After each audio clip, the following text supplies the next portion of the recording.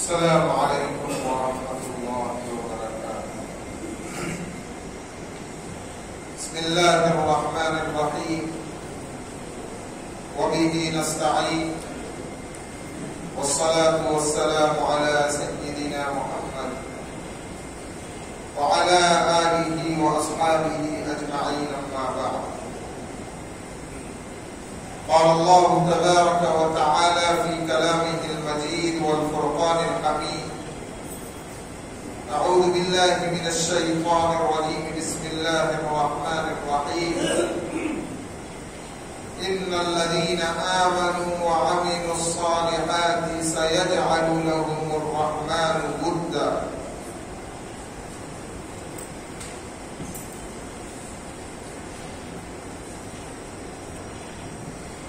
وعن ابي سعيد الخدري رضي الله عنه قال: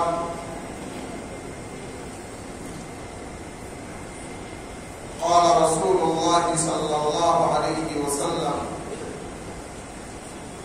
لا يؤمن احدكم حتى اكون احب اليه من والده وولده والناس اجمعين۔ صدق الله العظيم۔ معزز و مکرم سامعین، اللہ رب العزت نے ہم سبوں کو اس دنیا میں بطور امتحان کے بھیجا ہے، اور انسان کے اوپر مختلف حالات کو بھیج کر اللہ تعالیٰ انسان کو آزماتے ہیں۔ کبھی خوشی کا موقع، کبھی مصیبت اور پریشانی اور غم کا موقع، ہر مرحلے سے انسان کو گزرنا ہے۔ اور جو بندہ اللہ رب العزت کا جتنا محبوب اور مقرب ہوتا چلا جاتا ہے، اللہ تعالیٰ اس کے امتحانات اور اس کی آزمائش میں اتنا ہی زیادہ اضافہ کرتے چلے جاتے ہیں۔ پھر جو شخص امتحان میں جتنا کھرا اترتا ہے، اس کے اعتبار سے اللہ تعالیٰ اس کے لیے ذخیرہ آخرت بناتے چلے جاتے ہیں، جو اسے آخرت میں ملے گا۔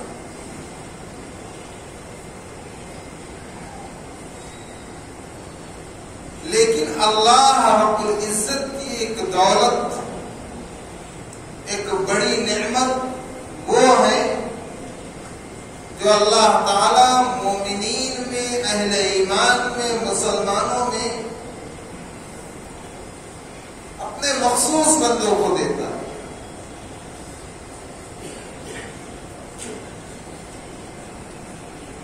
اور وہ نعمت ہے اپنے تعلق کی، اپنی محبت کی، جو بہت بڑھوتری کے ساتھ ملتی ہے، اپنی نسبت کی۔ جو آیت آپ کے سامنے تلاوت کی گئی ہے، اس آیت میں اللہ تعالیٰ نے اس محبت کے ملنے کے شرائط کو بیان کیا، اس مخصوص نعمت کے ملنے کی شرطوں کو اللہ نے بیان کیا، اور فرمایا: ان الذین آمنوا۔ عربی میں ان کا جو لفظ ہے یہ تاکید کے لیے آتا ہے کہ بلا شبہ، بے شک، یقیناً جو لوگ ایمان لائے، سب سے پہلے شرط کہ اللہ کی ذات پر ایمان لانا، یقین لانا کہ ساری کائنات کا خالق اور مالک، ہواؤں پر جس کی حکومت، سمندروں پر جس کی حکومت، زمین کے ذرے ذرے پر جس کی حکومت، شجر اور حجر پر جس کی حکومت، چاند اور سورج پر جس کی حکومت، رات اور دن پر جس کی حکومت، تاریکی اور اندھیرے اور اجالے پر جس کی حکومت، درندوں پرندوں پر جس کی حکومت، وہ اکیلا خالق، اکیلا مالک اللہ رب العزت، ایک ذرہ بھی اللہ کے حکم کے بغیر حرکت نہیں کر سکتا، پھر نفع اور نقصان کا مالک، خوشی اور غم کا مالک، اطمینان و سکون، راحت و آرام اور مصیبت اور پریشانیوں کا مالک اللہ، بیماری دینے والا، شفا دینے والا، زندگی دینے والا، موت دینے والا اکیلا اللہ،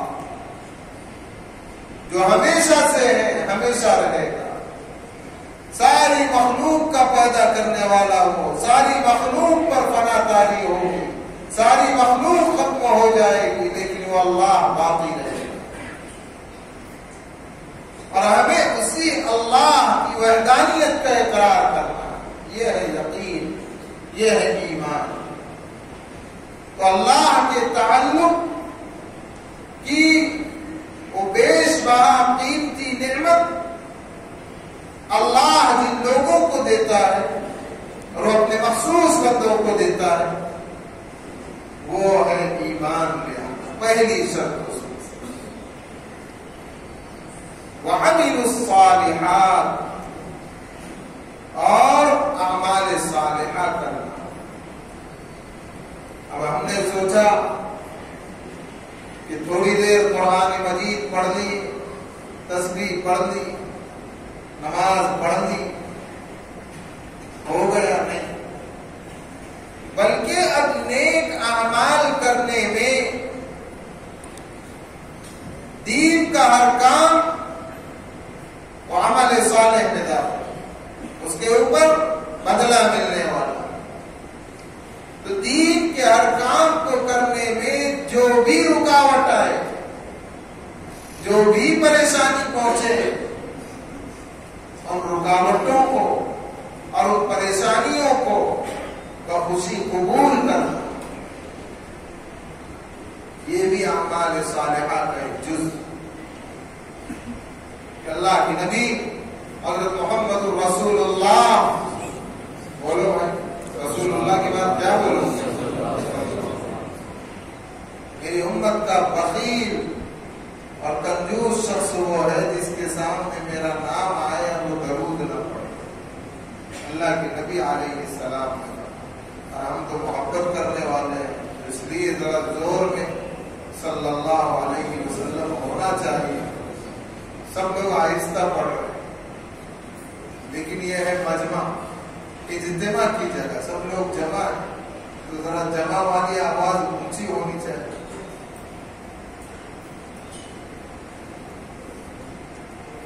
ہے نا، جبریل امین آئے، اللہ کے نبی علیہ السلام نے منبر پر پہلا قدم رکھا تو کہا آمین، دوسرا رکھا تو کہا آمین، تیسرا رکھا تو کہا آمین۔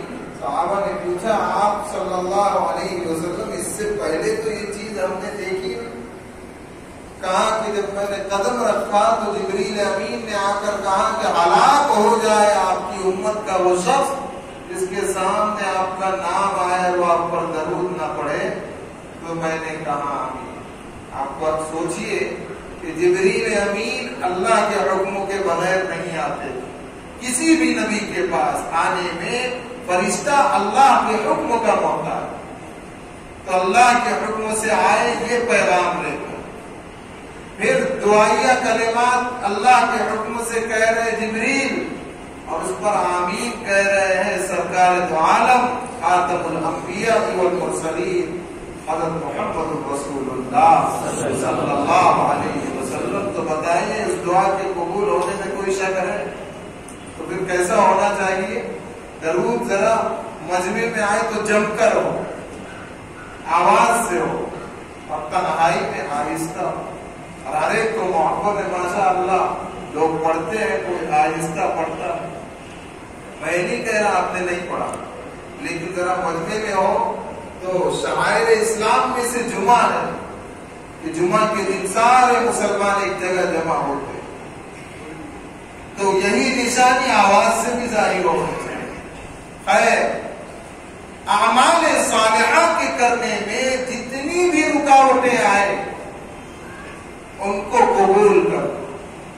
اس کی مثال اللہ کے نبی علیہ السلام سخت بیمار ہے، مرض الوفات ہے، لیکن حضرت علی اور حضرت عباس رضی اللہ عنہما کے کاندھے پر اس طرف ایک ہاتھ اس طرف ایک ہاتھ، اس حالت میں مسجد میں آئے۔ صحابہ کہتے ہم نے دیکھا کہ پیر مرض کی وجہ سے اٹھ رہے نہیں تھے، زمین پر رگڑتے پیروں کے ساتھ مسجد آئے، تو یہ تکلیف اٹھائی مسجد میں آنے کی۔ تو یہ تکلیف کا اٹھانا بھی عمل صالح میں داخل۔ سردی کا زمانہ ہے، عذر کب تک ہے کہ آنکھ نہ کھلے، لیکن اگر فجر میں آنکھ کھل گئی تو حکم یہ ہے کہ آ جاؤ مسجد۔ اب جو تکلیف ہو رہی ہے آنے میں اس کو برداشت کرنا، یہ بھی عمل صالح میں داخل۔ تو ان الذین آمنوا، بے شک جو لوگ ایمان لائے، یقین لائے، وعملوا الصالحات، اور نیک اعمال، سیجعل لهم الرحمن ودا، تو رحمان ان کو اپنی محبت عطا فرمائے۔ محبت، اب میں آپ کو اس نعمت کی طرف لے کر جا رہا ہوں جو اللہ اپنے مخصوص بندوں کو دیتا ہے، ہر ایک کو اس کے اخلاص کی بنیاد پر۔ عمل تو کر رہا ہے، اس کے اندر اخلاص ہے، اور ان تمام شرطوں کے ساتھ عمل کو کر رہا ہے جو شرطیں اس عمل کے قبول ہونے کے لیے ضروری ہے۔ نہیں نماز پڑھ رہا بلا وضو تو نماز قبول نہیں ہے، اور وضو کر کے نماز پڑھ رہا، نماز پڑھ رہا ہے دکھلاوے کے لیے، وہ نماز قبول نہیں، اب اللہ کے لیے نماز پڑھ رہا ہے۔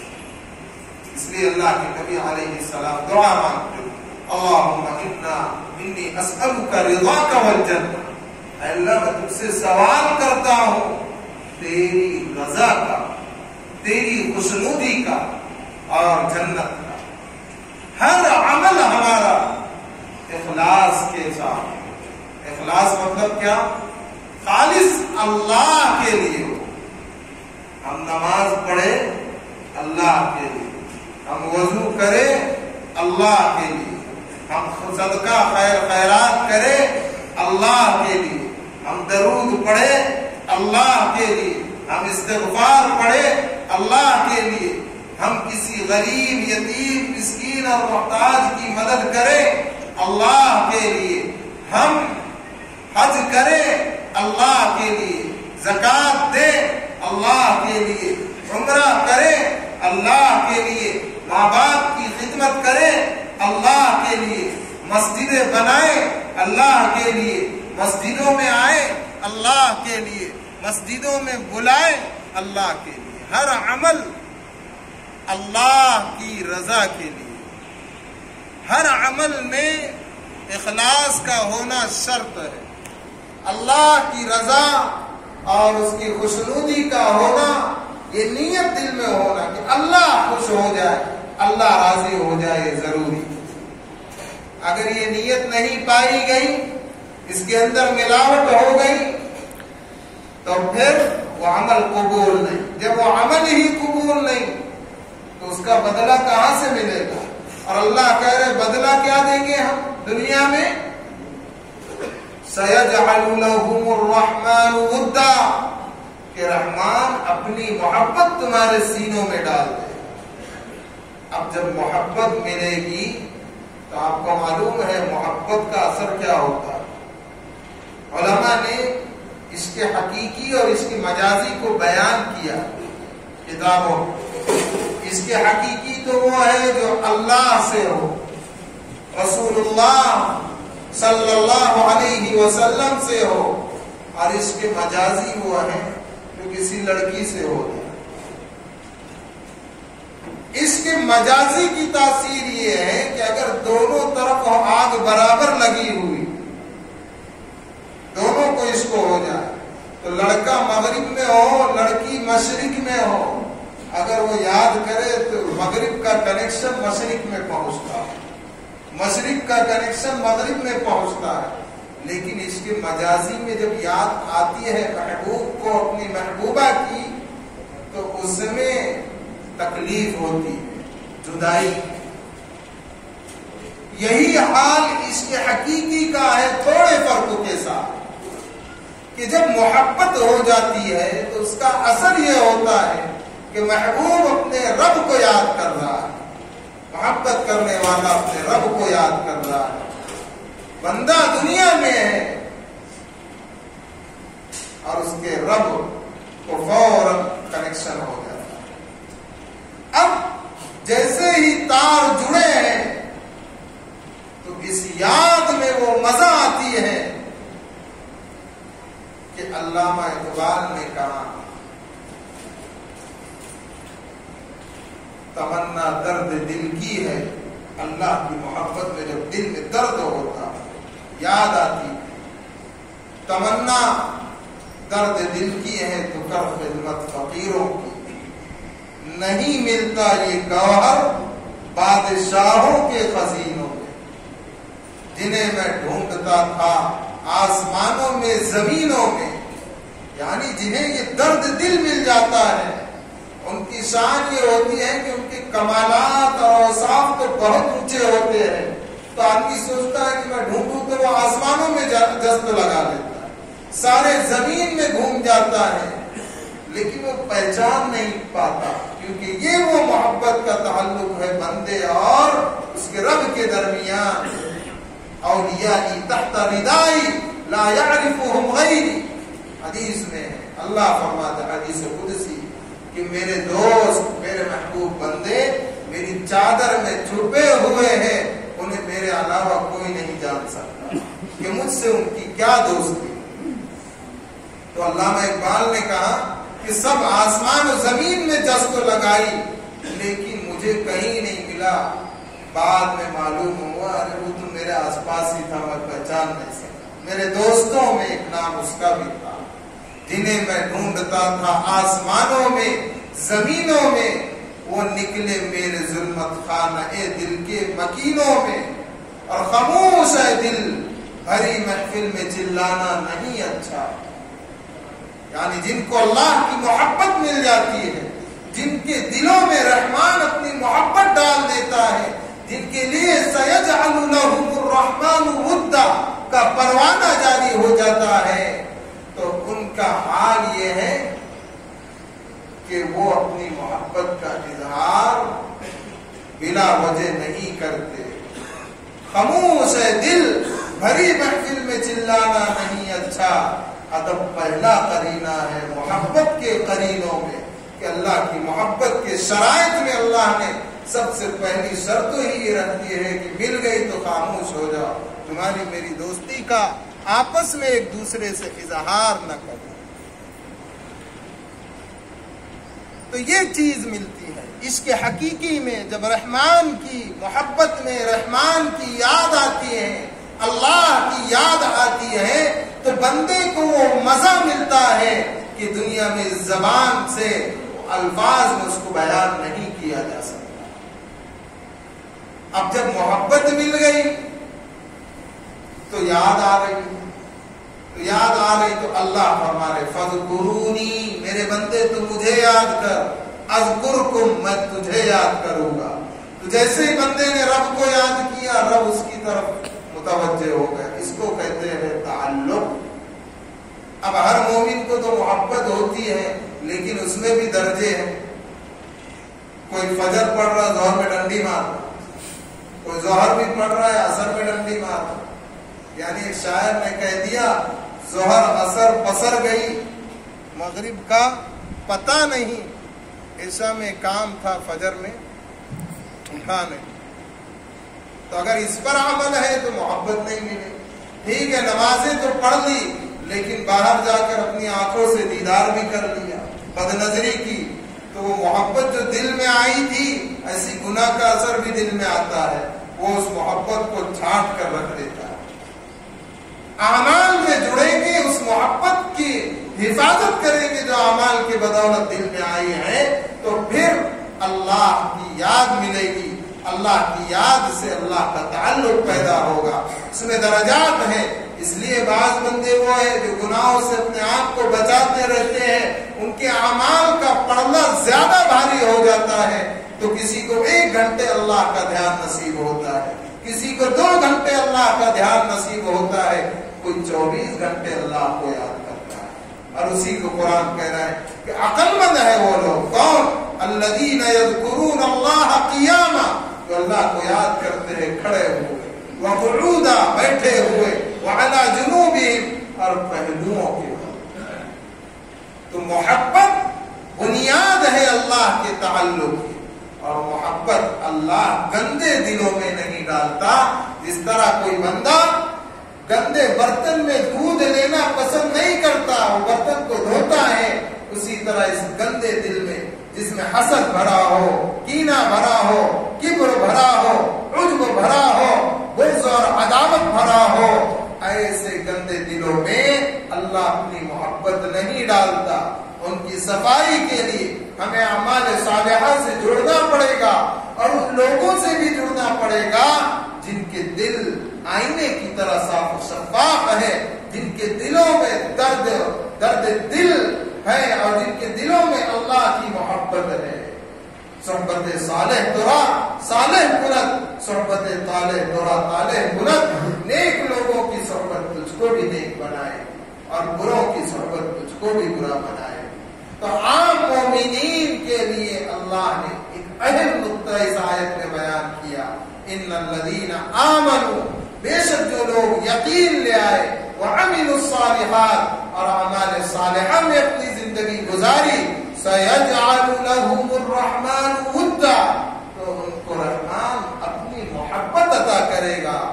اور میرے بھائیوں یاد رکھو، جن کو محبت ملتی ہے تو وہ یہ محسوس کرتے ہیں کہ ہم صرف ہم ہی اللہ کو یاد نہیں کر رہے، بلکہ اللہ بھی یاد کرتا ہے۔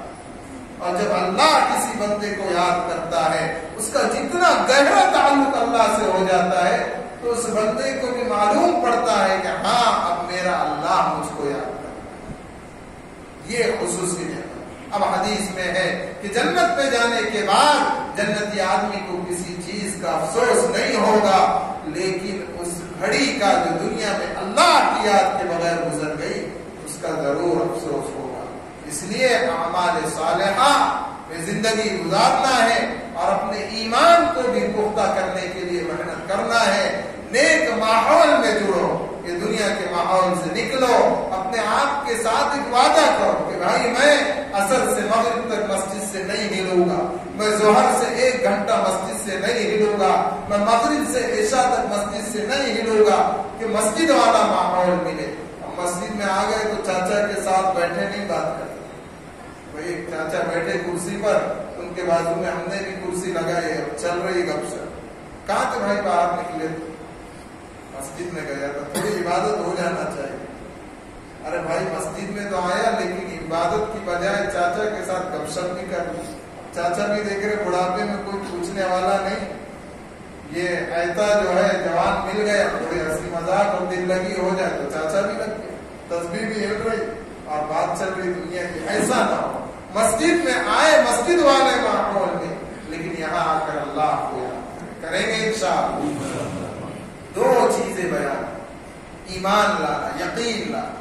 اب ہم نے ایمان تو لائے، ہم اللہ کو مانتے ہیں، لیکن جو بھی ملاوٹ والی چیزیں ہیں اللہ کے ساتھ، اس کی ذات و صفات میں کسی کو شریک نہ۔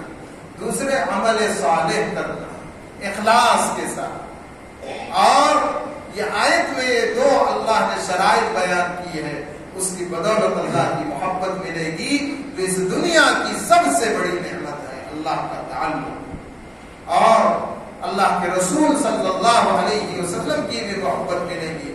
اللہ کے نبی علیہ السلام نے فرمایا، تم میں کوئی شخص اس وقت تک کامل ایمان والا نہیں ہو سکتا جب تک کہ میں اس کے نزدیک حتی اکون احب الی من والدی و ولدی والناس اجمعین، اس کے والدین، اس کی اولاد اور دنیا کے تمام انسانوں سے زیادہ محبوب نہ بن گیا۔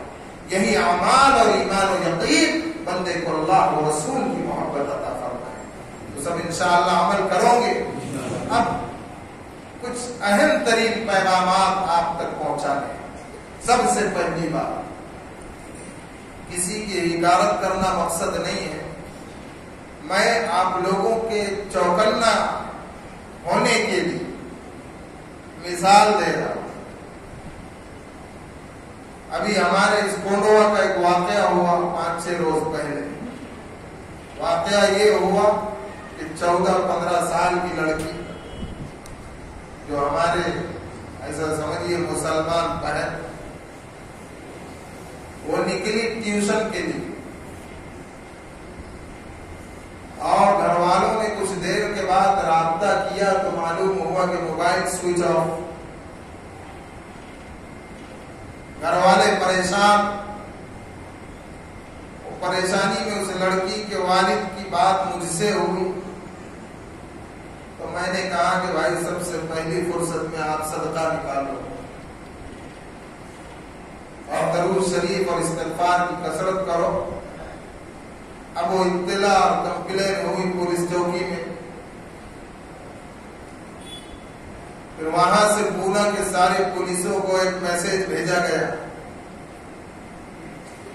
رات میں 1 بجے وہ لڑکی پولیس والے کے ہاتھ لگی اسٹیشن پر، ریلوے اسٹیشن کے پاس باہر کھڑے ایک رکشے میں۔ لڑکی بے ہوش تھی، اس کا میڈیکل چیک اپ کرایا گیا، الحمدللہ سب صحیح نکلا، لیکن جس کا رکشہ تھا وہ مسلمان، اس کو پکڑا گیا تو معلوم ہوا کہ اس نے اپنے رومال میں کوئی دوائی ڈالی تھی جس کو سنگا کر اس لڑکی کو بے ہوش کیا، اور کچھ دیر کے بعد میں پونا اسٹیشن پر کوئی گاڑی آنے والی تھی جو اس لڑکی کو اٹھا کر باہر پارسل کر دی۔ تو ہمیں اپنی لڑکیوں کو بھی لڑکوں کو بھی دینی تعلیم دینا ہے، لیکن ماں باپ کو چوکنا رہنا چاہیے۔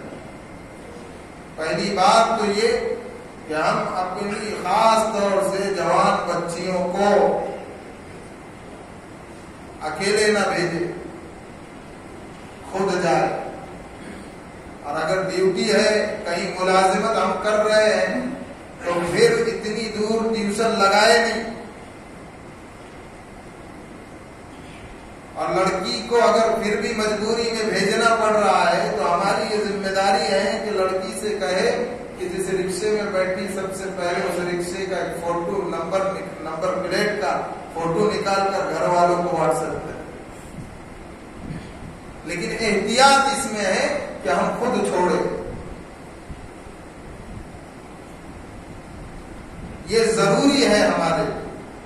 جس طرح ہم ذمہ دار ہیں اپنے اعمال کے، اللہ تعالیٰ نے ہمیں ذمہ داری سونپی ہے اپنے بچوں کی بھی ماتحتی، اپنے ماتحتوں کی بھی نگرانی۔ تو خصوصی طور پر ہم اس بات کا دھیان رکھیں کہ ہماری بچیاں اگر گھر سے نکل رہی ہیں، چاہے وہ ٹیوشن کے لیے یا بازار میں یا کسی کام سے نکل رہی ہے، تو تنہا نہ نکلے، کوئی گھر کا ذمہ دار ساتھ ہو۔ اور ہماری سوسائٹی میں لڑکیاں گھومتی ہیں، گھر والوں کا کام ہے کہ وہ نگرانی کرے، نوجوان بچوں کی نگرانی کرے۔ جوان بچے ہیں ہمارے یہاں کے مسئلہ، ڈرگس لے رہے، نشہ کر رہے ہیں، لوگوں کو خبر نہیں۔ ایک بزرگ پونا میں آنا ہوا ان کا، تو وہ گزر رہے تھے اس گراؤنڈ کے پاس، تو اچانک جو ان کی نظر پڑی تو انہوں نے دیکھا کہ دن کے وقتوں میں زناکاری ہو رہی۔ یہ باہر کی بات نہیں کر رہا ہوں۔ تو تو میں نے ان سے کہا کہ حضرت آئیے آپ پونا کبھی تشریف لائیے، لوگوں کو فائدہ پہنچے گا دین کا۔ تو انہوں نے کہا کہ بھائی ایک مرتبہ آیا تو میں نے رحمان سے وعدہ کر لیا ہوں کہ دین کی نسبت کے بغیر پونا کبھی نہیں جاؤں، یعنی یہ ماحول ہو چکا۔ تو ماں باپ کو فکر ہونی چاہیے کہ ہماری جوان بچی باہر نکل رہی ہے تو کیوں نکل رہی ہے؟ وہ لڑکی تو اللہ کے فضل سے ہو سکتا اللہ نے اس بندے کے صدقے کو قبول کیا ہو، یا کسی کی دعائیں اس کے ساتھ آ گئی ہو، وہ بچ گئی۔ اگر اور لیٹ ہو جاتے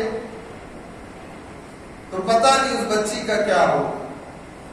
تو یہ لمحے فکریہ ہے، ہم اپنے بچوں کے تعلق سے مطمئن نہ رہے، فکر کرتے رہے کہ اگر دروازے کی چوکھٹ کے باہر ہماری بچی یا بچہ قدم نکال رہا ہے تو ماں باپ کا اولاد پر کنٹرول ہونا چاہیے، اور یہ کنٹرول کرنے کے لیے دینی ماحول ضرور۔ مفتی صاحب سنتے ہی نہیں، بچے سنتے ہی نہیں، تم نے شروع میں ڈھیل دی، اب جب وہ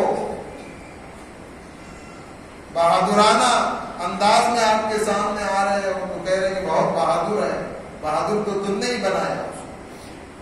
دوسری چیز ایمان